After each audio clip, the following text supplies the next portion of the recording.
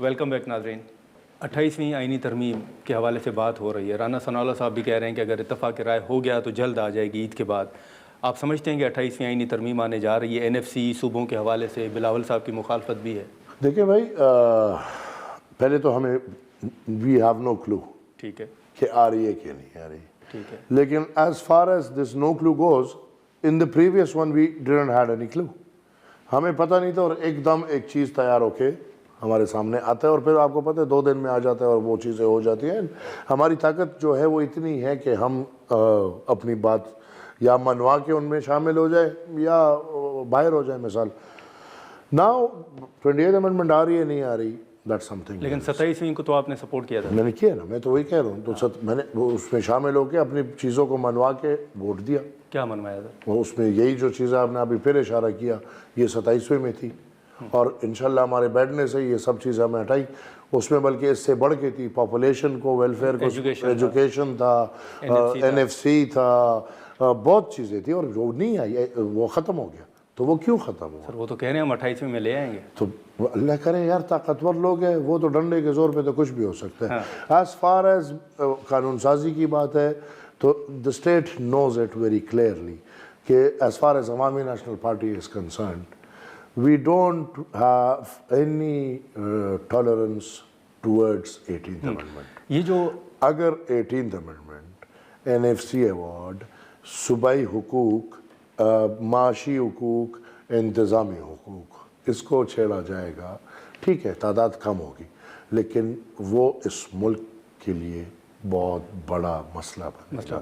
Late me make it very clear to whoever thinks کہ ہم یہ بہت آسانی سے کر لیں گے. نہیں، یہ نہیں ہو سکتا.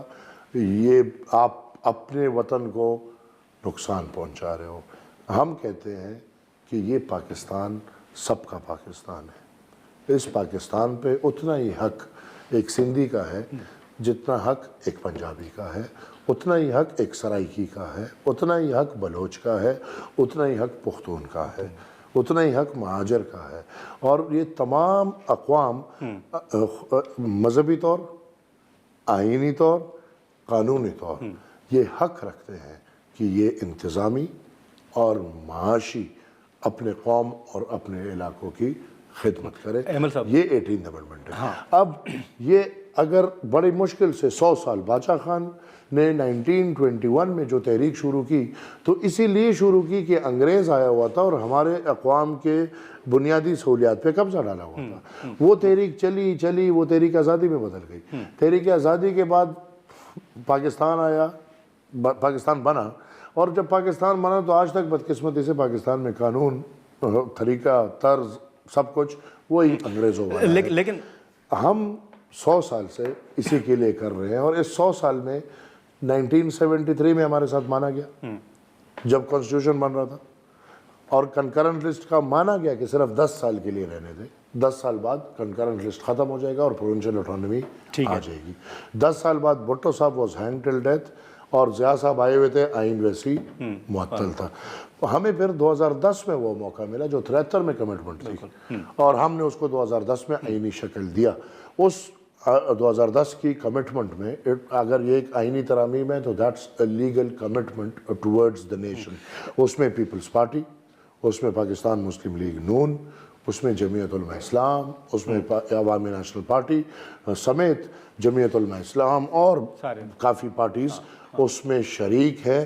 اور یہ سوشل کانٹریکٹ کو میں سمجھوں گا، اگر وہ لوگ ڈائریکٹ تو حملہ نہیں کریں گے نا، کسی نہ کسی سیاستدان کو استعمال کریں گے، تو جو سیاسی پارٹی اس سوشل کانٹریکٹ کی مخالفت اب کرے گی وہ اس کے لیے تباہ کن ثابت ہوگی. اچھا احمد صاحب، ابھی جو خیبر پختونخوا کے اندر ایک آپریشن کے حوالے سے صوبائی حکومت کا موقف ہے، وفاقی حکومت کا موقف بھی ہے، ANP سر کس کے موقف کے ساتھ کھڑی ہے؟ یار پہلے تو میں سمجھتا ہوں کہ ان دونوں کو قوم کے سامنے پیش کیا جائے. انہوں نے تو ڈرامہ کیا ہے، مذاق اڑایا ہے، مذاق بنایا ہے. وہ وفاقی حکومت ہو، وہ صوبائی حکومت ہو، اندر ہی اندر باتیں ہوئی ہیں، اندر ہی اندر باتیں مانی گئی ہیں، اندر ہی اندر سب کچھ فیصلے ہوئے ہیں. قوم کو پھر بے یار و مددگار، بے سہارا چھوڑ کے پھر صوبائی حکومت اپنے ڈراموں میں لگ گئی. اس کو تو عشق عمران ہے. تو وہ تو اس میں گھوم رہا تھا, ابھی بھی گھوم رہے.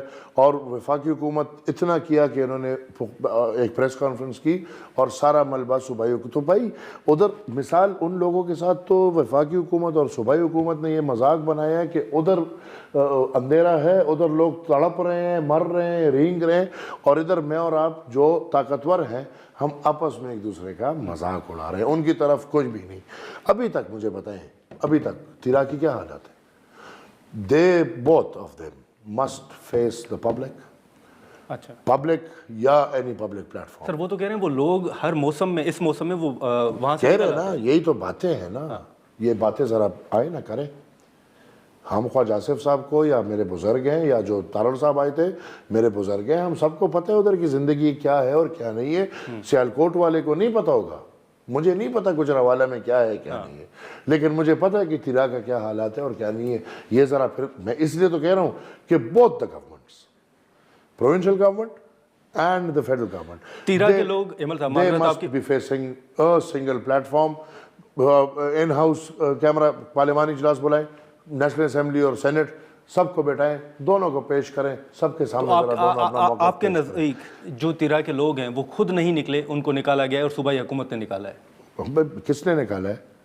سب ملے ہوئے ہیں, سب ملے ہوئے ہیں.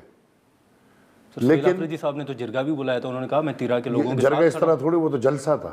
اچھا, وزیر اعلیٰ گیا, اس نے مطلب 4-5 ہزار لوگوں کو جمع کر کے جلسہ کر کے اعلان کیے. یہ دیکھیں مذاق ہے نا. اس لیے تو میں کہہ رہا ہوں کہ پارلیمان ایک تو ایک چلو ان کی ہے, اسی پارلیمان سے یہ گورنمنٹس میں ہے نا, اسی پارلیمان کے سامنے یہ دونوں ذرا پیش ہو اور پارلیمان کے سامنے سوال جواب بھی ہو. پی ایم بھی اپنی بات رکھے, سی ایم بھی اپنی بات رکھے. قوم کا کیا ہوگا؟ ناظرین یہاں پر ایک مختصر سا بریک لیتے ہیں اور بریک کے بعد گفتگو کو آگے بڑھاتے ہیں.